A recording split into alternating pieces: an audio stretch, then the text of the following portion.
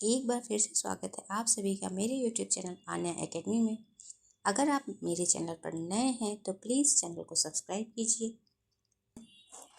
राजनीति ब्रजभाषा गद्य पद्य मिश्रित ग्रंथ की रचना की किसने?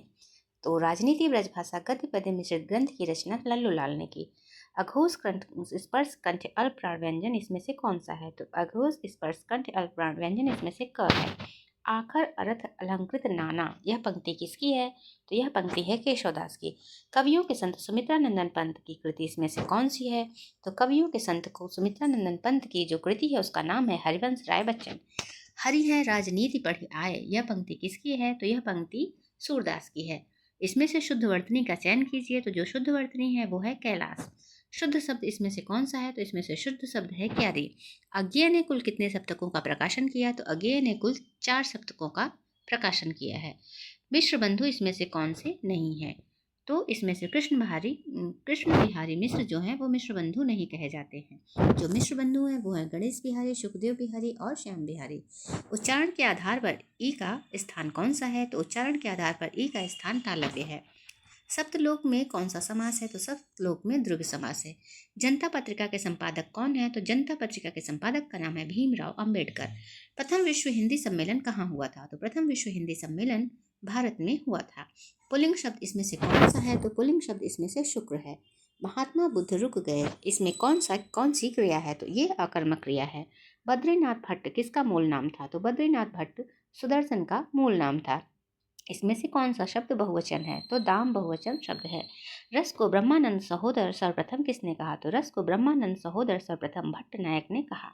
मलाई शब्द क्या है? तो मलाई शब्द फारसी है। बाटल शब्द क्या है? तो बाटल शब्द अंग्रेजी है।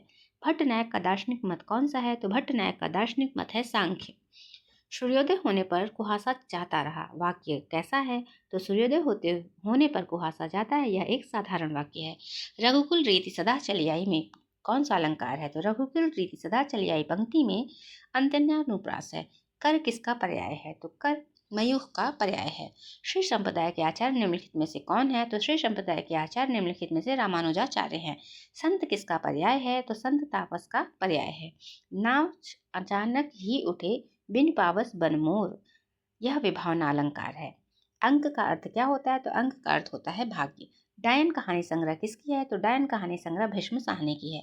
तत्सम शब्द का चयन कीजिए इसमें से। तो इसमें से जो तत्सम शब्द है वो है कंदुक। पुल्लिंग शब्द इसमें से कौन सा है? तो इसमें से मेरु शब्द पुल्लिंग है। ठाकुर संवाद कहानी किसकी है? तो ठाकुर संवाद जतीश जमाली की कहानी है। सोहन ने कुत्ते को मारा में कौन सा कारक है? तो सोहन ने कुत्ते को मारा में कर्म कारक है। अपराधिनी रचना क्या है? तो अपराधिनी रचना शिवानी की है। अब्बू ने कहा था यह रचना किसकी है? तो अब्बू ने कहा था यह रचना चंद्रकांता की है। भगवान श्री कृष्ण दही मक्खन खाते हैं, वाक्य में क्या है? तो भगवान श्री कृष्ण दही मक्खन खाते हैं वाक्य में व्यक्तिवाचक है। कविता परिवेश की पुकार किसने लिखा है? तो कविता परिवेश की पुकार निराला ने लिखा है। कश्मीरी सेब सिंदूरी लाल होता है, इसमें लाल शब्द क्या है? तो इसमें से लाल शब्द विशेषण है। क्योंकि समय एक शब्द है, यह कृति किसकी है? तो यह कृति है रमेश कुंतल मेघ की। राधा ने पत्र लिखा, इसमें कौन सा वाच्य है? तो राधा ने पत्र लिखा में कर्तृवाच्य है। इसमें से पूर्ण विराम का चिन्ह कौन सा है? तो पूर्ण विराम का जो चिन्ह है वो है ऑप्शन डी। कोश का अर्थ क्या होता है? तो कोश का इसमें जो अर्थ होता है वो है खजाना। संघपति समरा रासा के रचनाकार कौन है? तो संघपति समरा रासा के रचनाकार हैं अम्बदेव सूरी। कृत का विपरीतार्थक शब्द क्या होगा? तो कृत का विपरीतार्थक शब्द होगा अकृत। हिंदी में भक्ति साहित्य की परंपरा का प्रवर्तन किसने किया? तो हिंदी में भक्ति साहित्य की परंपरा का प्रवर्तन नामदेव ने किया। हिरण का पर्यायवाची शब्द इसमें से कौन सा नहीं है? तो हिरण का पर्यायवाची शब्द मतंग नहीं है। हिंदी गजल सम्राट किसे कहा जाता है? तो हिंदी गजल सम्राट दुष्यंत कुमार को कहा जाता है। कूप मंडूक होना का अर्थ क्या है? तो कूप मंडूक का होने का अर्थ है अत्यंत सीमित ज्ञान। सोमाचरित उपन्यास किसका है? तो सोमाचरित उपन्यास रमेश चंद्र शाह का है। जोरावर किस उपन्यास का पात्र है? तो जोरावर महाभोज के उपन्यास का पात्र है। फेंका हुआ वाक्यांश के लिए क्या एक शब्द होगा? तो फेंका हुआ वाक्यांश के लिए एक शब्द होगा प्रक्षेपित। नीम हकीम खतरे जान का, इसका अर्थ क्या है? तो इसका अर्थ है अल्प विद्या भयंकर। आपका बंटी रचना की प्रधान समस्या को उजागर करने वाले विकल्प को चुनिए।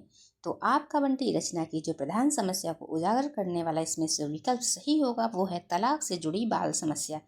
पुष्यदंत किस शताब्दी में हुए थे? तो पुष्यदंत 10वीं शताब्दी के हैं। आदिकाल के संबंधित सिद्ध सामंत काल नाम का प्रयोग निम्न में से किस विद्वान ने किया है? तो राहुल सांकृत्यायन ने आदिकाल को सिद्ध सामंत काल का नाम दिया है। परमाल रासो उत्तर प्रदेश में किस रूप में प्रसिद्ध है? तो परमाल रासो उत्तर प्रदेश में आला खंड के रूप में प्रसिद्ध है। निम्नलिखित में से विशेषण शब्द कौन सा है? तो इसमें से जो विशेषण शब्द है वो है थोड़ा। पद्मावत निम्न में से किसकी रचना है? तो पद्मावत आपके जायसे की रचना है। निम्नलिखित में से कौन सा अष्टछाप का कवि इसमें से नहीं है? तो इसमें से जो अष्टछाप के कवि नहीं है उनका नाम है सुंदरदास।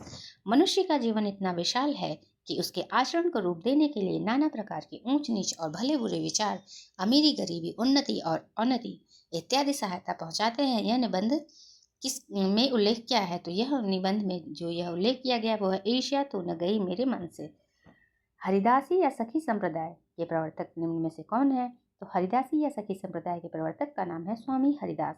निम्नलिखित में से कौन अष्टछाप का कवि नहीं है? तो इसमें से सुंदरलाल अष्टछाप के कवि नहीं है। रीतिकाल का समय इसमें से कौन सा है? तो रीतिकाल का जो समय अवधि है वो है 1643 से लेकर 1883 ईस्वी तक।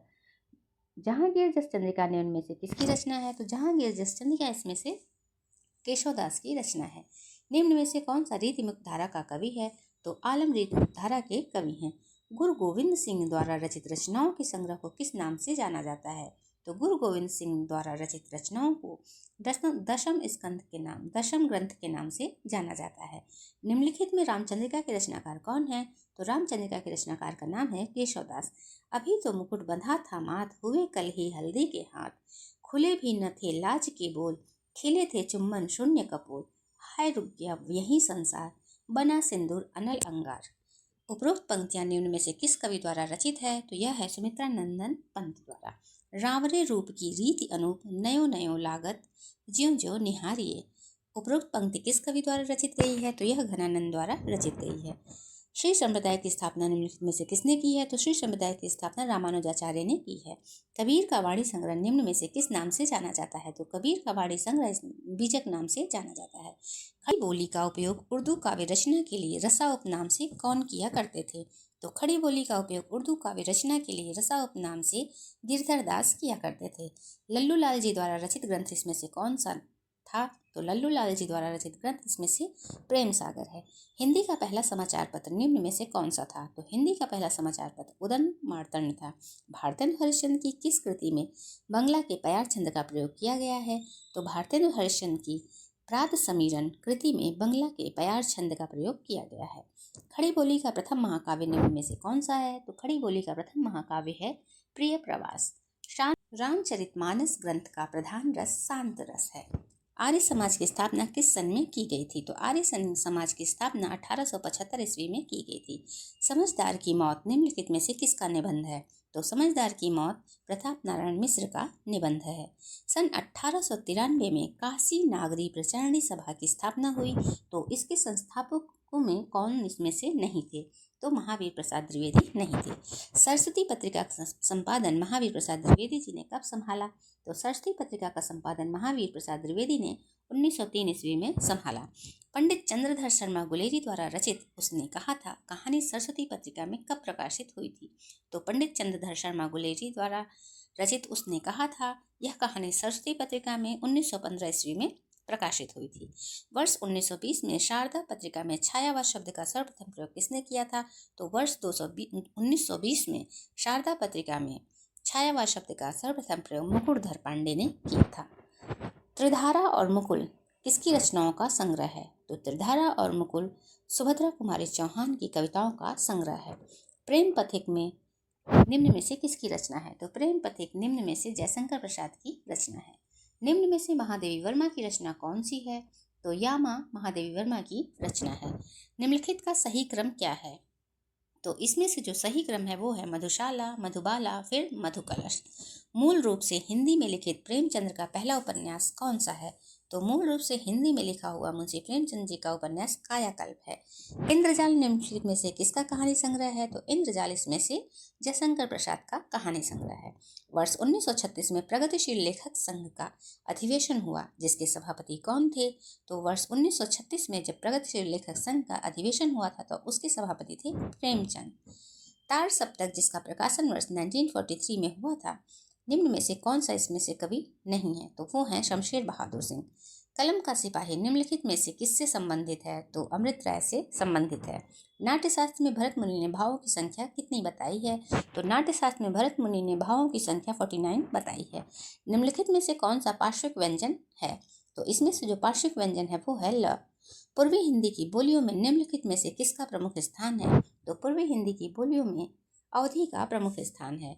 वर्ष 1947 में देवनागरी लिपि में सुधार के लिए उत्तर प्रदेश सरकार ने किसकी अध्यक्षता में समिति गठित की थी?